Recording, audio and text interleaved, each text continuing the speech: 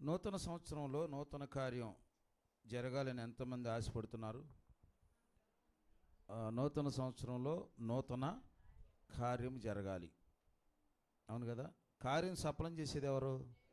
ఆయనే కదా. ఏదైనా చేయగలడు, కథ మొత్తం మార్చగలడు. ఈ సంవత్సరం నీ జీవితంలో, నా జీవితంలో ఎన్నో చేశాడు దేవుడు. మరో సంవత్సరంలో ఏదైనా ఒక నూతన కార్యము నీ జీవితంలో జరగాలని నువ్వు ఆశపడుతున్నావు. ఈ సంవత్సరం చాలా జరిగినాయి, ఇంకా జరగాల్సినవి కూడా ఉన్నాయి. కానీ నువ్వు కూడా ఓపికగా, సహనంగా కనిపెట్టుకుని ప్రార్థన చేస్తున్నావు. ఖచ్చితంగా నూతన సంవత్సరంలో నా జీవితంలో కూడా దేవుడు కార్యము చేస్తాడు అని నమ్ముతున్నావు. మీ నమ్మిక చొప్పునే మీకు కలుగునుగాక. మన నమ్మిక చొప్పునే దేవుడు ఏం చేస్తాడంట? కార్యం చేస్తాడు. జీవితంలో ఎన్నో సంవత్సరాలు గడిచిపోతూ ఉన్నాయి. అయినప్పటికీ దేవుని కార్యాలు మన జీవితంలో అలాగే జరగవలసి ఉన్నవి. అలాగే నీ జీవితంలో కూడా ఎన్నో సంవత్సరాలు దాటిపోతున్నాయి, కానీ నువ్వు ఇంకా రక్షణ లేకుండానే సంవత్సరాలు దాటించుకుంటూ వెళ్ళిపోతూ ఉన్నావు. కానీ ఏం పొందుకోవట్లే నువ్వు? ఇంకా రక్షణ. జీవితంలో విలువైంది ఏమైనా ఉన్నది అంటే అది ఒక రక్షణ మాత్రమే. ఇదంట ఒక రక్షణ మాత్రమే. రక్షణ అనేది చాలా మనిషికి విలువైంది. యెహోవా దేవుడు కాగలిగిన జనులు ధన్యులు. నువ్వు ధన్యుడివి, ధన్యురాలు అవ్వాలంటే యేసు రక్తంలో నువ్వేం చేయబడాలి? కడగబడాలి. లోకమంతా లోక సంబంధమైన వాటితో ఆనందిస్తూ ఉంది. మనమైతే ఎవరితో ఆనందిస్తున్నాం? యేసయ్యతో ఆనందిస్తున్నాం. కాబట్టి దేవుని సన్నిధిలోకి మనం రాగలిగాం. దేవుని సన్నిధిలో మనం ఏముందని తెలుసుకున్నాం? సంపూర్ణ సంతోషం. ఆ సంతోషాన్ని ఇవ్వగలిగిన వ్యక్తి ఎవరని తెలుసుకున్నాం మనం? యేసయ్య. సమాధానం కానీ, సంతోషం కానీ, నెమ్మది కానీ, ఐక్యత కానీ, ప్రేమ కానీ ఎవరి దగ్గర దొరికిద్ది? మనకి యేసయ్య దగ్గరే దొరికిద్ది. లోకములో అక్కడక్కడికి మనం కూడా పరుగులెత్తాం. ఇదిగో ఇక్కడ సంతోషం ఉంది, అక్కడ సంతోషం ఉంటుందని, ఇక్కడ సమాధానం ఉందని, అక్కడ సమాధానం ఉందని చాలా స్థలాలకు మనం కూడా పరిగెత్తాం. కానీ నెమ్మదిని, సంతోషాన్ని, సమాధానాన్ని మనం పొందుకోలేకపోయాం. ఎప్పుడైతే యేసయ్య దగ్గరకు వచ్చామో మన కుటుంబాల్లో సంతోషం ప్రారంభమైంది, సమాధానం ప్రారంభమైంది, ఐక్యత ప్రారంభమైంది. ఈ రాత్రి పరిశుద్ధాత్మ దేవుడు మనతో మాట్లాడుతున్నటువంటి మాట ఏంటంటే, నూతన సంవత్సరంలో నీ కుటుంబంలో నూతన కార్యాన్ని దేవుడు జరిగించబోతూ ఉన్నాడు. యెషయా గ్రంథము 43వ అధ్యాయము 19వ వచనం. పరిశుద్ధ గ్రంథమైన బైబిల్లో నుండి యెషయా గ్రంథము 43:19. ఇదిగో నేను ఒక నూతన క్రియ చేయుచున్నాను. ఎప్పుడు మలిచిద్దంట? అది ఇప్పుడే అది మలుచును, మీరు దాన్ని ఆలోచింపరా? నేను అరణ్యములో ఏం కలగజేస్తున్నాడంట? త్రావ. ఎవరు కలగజేసేది? పరిశుద్ధాత్మ దేవుడు ఈ రాత్రి మనతో మాట్లాడుతున్నటువంటి మాట ఏంటంటే, నేను ఏం చేయబోతున్నాను? నూతన క్రియ. ఎవరమ్మా చేసేది? యేసయ్య. నీ కుటుంబంలో దేవుడు ఒక నూతన కార్యం చేయబోతున్నాడంట. నమ్మినోడు దేవుని స్తోత్రం చేద్దామా? నా జీవితంలో ఒక నూతన కార్యం జరగబోతుంది. అలాగే నీ కుటుంబంలో కూడా ఒక నూతన కార్యాన్ని చేయబోతూ ఉన్నాడు. ఈ పెనియేలు గాస్పెల్ మినిస్ట్రీ ద్వారా దేవుడు నూతన కార్యాలు జరిగించబోతూ ఉన్నాడు. నీ జీవితంలో ఏదైతే పెండింగ్గా ఉండి ఆగిపోయినాయో అవన్నీ కూడా మరలా నూతన పరచబోతున్నాడు దేవుడు. ఆమేన్, హల్లెలూయా. నూతన కార్యము నీ జీవితంలో దేవుడు జరిగించాలంటే దేవునితోనూ పరిశుద్ధులతోనూ నువ్వు సహవాసాన్ని కలిగి ఉండాలి. నూతన కార్యాలు నీ కుటుంబంలో దేవుడు జరిగించాలంటే నువ్వు దేవునితో ఏం కలిగి ఉండాలి? సహవాసాన్ని కలిగి ఉండాలి. యోబు కదా, ఏమంటాడు? ఆయనతో. ఎవరితో సహవాసం చేస్తే? దేవునితో గనుక నువ్వు సహవాసం చేస్తే, పరిశుద్ధులతో గనుక నువ్వు సహవాసం చేస్తే, సంఘంతో గనుక నువ్వు సహవాసం చేస్తే నీ కుటుంబంలో దేవుడు నూతన కార్యాలు ప్రారంభిస్తూ ఉన్నాడు. టుడే, ఈరోజు ఇప్పుడే దేవుడు ప్రారంభిస్తున్నాడంట.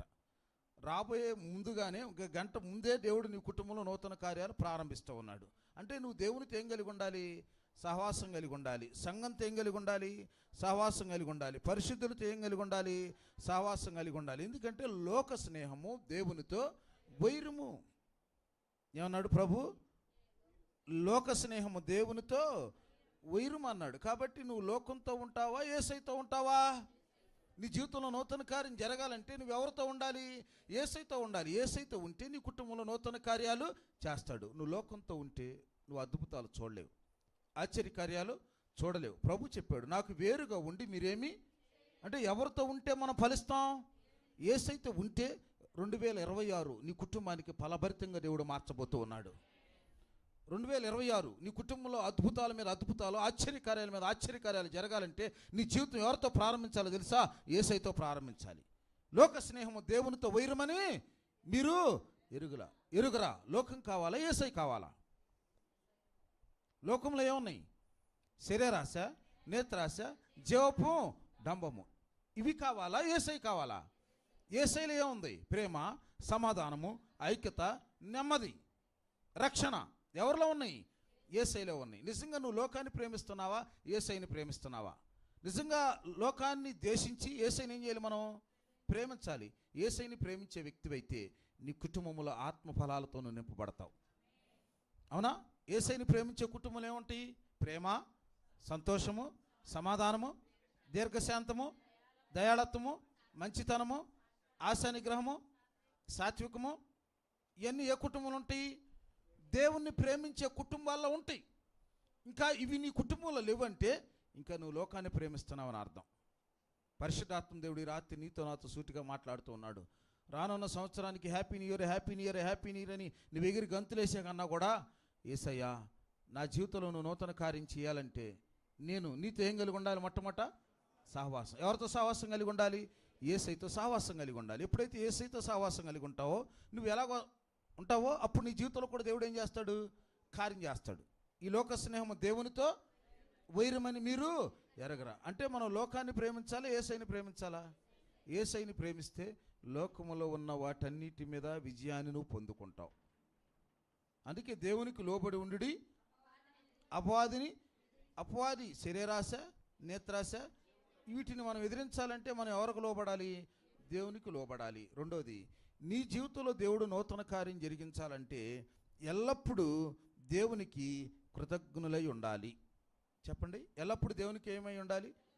ఎల్లప్పుడు అంటే అప్పుడప్పుడైనా, ప్రతిరోజున అంటే ప్రతిరోజు దేవునికి నువ్వేం చెల్లించాలి? కృతజ్ఞతాస్తుతులు చెల్లించాలి. ఆమెన్, హల్లెలూయా. కృతజ్ఞతాస్తుతులు చెల్లించేవాళ్ళంటే దేవుడికి చాలా ఇష్టం. ఏం చెల్లించేవాళ్ళంటే ఇష్టమమ్మా? అవును, కృతజ్ఞత. పాపాలన్నింటిలో కూడా పెద్ద పాపం ఏది?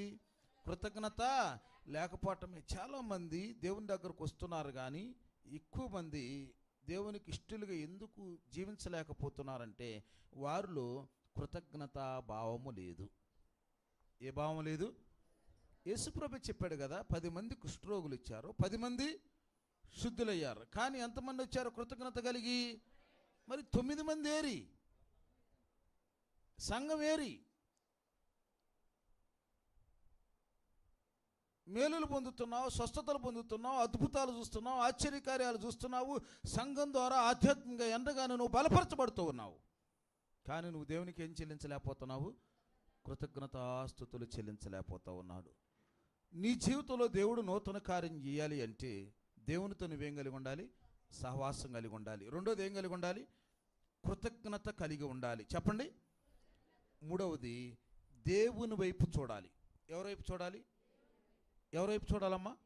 నువ్వు లోకం వైపు చూస్తే దేవుని అద్భుతాలు నువ్వు చూడలేవు. దేవుని వైపు చూసావనుకో ఇంకా నీకు లోకం కనపడదు. ఆమెన్, హల్లెలూయా. అమ్మా, ఏం కనపడదు? లోకం కనపడదు. కనపడిద్దా? మనం ఒక రేవులోకి వెళ్ళాం, బాగా లోతుకి వెళ్ళాం అనుకో, ఒడ్డునున్నోళ్ళు కనపడతారా మనకి? అంటే బాగా లోపలికి వెళ్ళాం అంటే ఒడ్డునున్నోళ్ళు ఎవరో మనకి కనపడదు. అలాగే నువ్వు భక్తిలో బాగా లోతుకి వెళ్ళావు అనుకో, లోకం నీకు అసలు కనపడదు. అప్పుడు నువ్వు యేసయ్యని చూడగలుగుతావు. పరిశుద్ధాత్మ దేవుడు నీ కుటుంబంలో కార్యాలు చేయటం ప్రారంభిస్తాడు. మనం అందరం చెప్తున్నాం కదా, అయ్యా నూతన సంవత్సరంలో నా కుటుంబంలో నూతన కార్యం జరగాలని నేను ఆశతో వచ్చానయ్యా అంటున్నావు. మంచిది. ప్రతి వ్యక్తి ఏదో ఒక కార్యం జరగాలనే కోరుకుంటాడు. అది వ్యాపారము, ఉద్యోగము, వివాహము, బిడ్డల విషయము, స్థలం విషయంలో, గృహ విషయంలోనూ ఏదో ఒక కార్యము జరగాలి అని మనిషి కోరుకుంటూ ఉంటాడు. ఆ కార్యము జరగాలంటే ప్రభు చెప్తున్నది ఏంటంటే ఆయనతో నువ్వేం కలిగి ఉండాలి? సహవాసం. ఎవరితో సహవాసం కలిగి ఉండాలి? యేసయ్యతో సహవాసం కలిగి ఉండాలి. రెండోది, దేవునికి ఏం కలిగి ఉండాలి? కృతజ్ఞత కలిగి ఉండాలి. మూడవది, నువ్వు ఎవరి వైపు చూడాలి? దేవుని వైపు చూడాలి. విశ్వాసమునకు కర్తయు దానిని కొనసాగించువాడైన యేసు వైపు చూచుచు మన ముందున్న పందెములో మనం ఎలా ఉండాలి? అవును. మూడోది ఎవరి వైపు చూడాలమ్మా? నూతన కార్యం జరగాలంటే ఎవరి వైపు చూడాలి? యేసు వైపు చూద్దాం. వారు ఆయన తట్టు చూడగా వారికి ఏం కలిగింది? వెలుగు కలిగింది. ఆమేన్, హల్లెలూయా. నిజంగా నువ్వు దేవుని తట్టు చూస్తూ ఉంటే నీ కుటుంబాన్ని దేవుడు వెలుగులతో నింపుతాడు. ఈ వెలుగులు కాదమ్మా, ఈ వెలుగులు కాదు.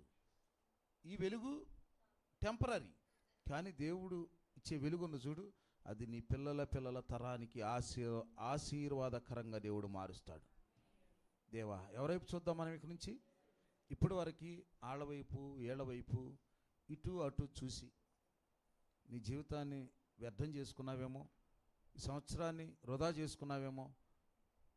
మనుషుల మీద ఆధారపడి మనుషుల వైపు చూసి వాళ్ళు సహాయం చేస్తారు, వీళ్ళు సహాయం చేస్తారు, వాళ్ళు పలకరిస్తారు, వీళ్ళు పలకరిస్తారు, వాళ్ళు ఆదుకుంటారు, వీళ్ళు ఆదుకుంటారు అని వాళ్ళ వైపు వీళ్ళ వైపు చూసి చాలా ఇసుగుదల చెందుంటావేమో ఈ సంవత్సరం.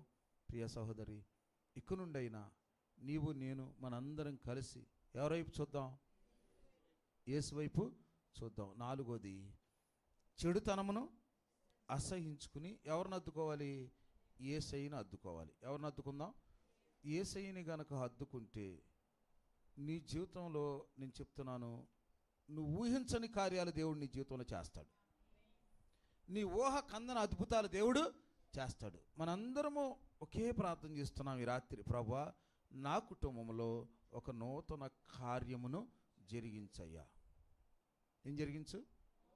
అది ఎప్పుడు ప్రారంభమైంది అంటున్నాడు? ఇప్పుడే ప్రారంభమైంది. ఇదిగో నేను ఒక నూతన కార్యమును నీ కుటుంబంలో జరిగించబోతూ ఉన్నాను. మీ సంఘములో నేను ఒక నూతన కార్యం చేయబోతూ ఉన్నాను. నీ జీవితంలో ఒక నూతన కార్యం చేయబోతూ ఉన్నాను. నీ కుటుంబంలో, మీ సంఘములో నేను ఒక నూతన కార్యం చేయాలి అంటే మీరు దేవునితో ఏం కలిగి ఉండాలంటే? సహవాసం కలిగి ఉండాలి. రెండోది ఏం కలిగి ఉండాలంటే? కృతజ్ఞత కలిగి ఉండాలి. మూడోది ఎవరి వైపు చూడాలి? దేవుని వైపు చూడాలి. నాలుగోది, చెడుని అసహించుకోవాలి, మంచిని హద్దుకోవాలి. మంచి ఎవరో? యేసయ్యని. యేసయ్యని ఎవరైతే హద్దుకుంటారో వారి జీవితాలు అద్భుతాలతో దేవుడు నింపబోతూ ఉన్నాడు.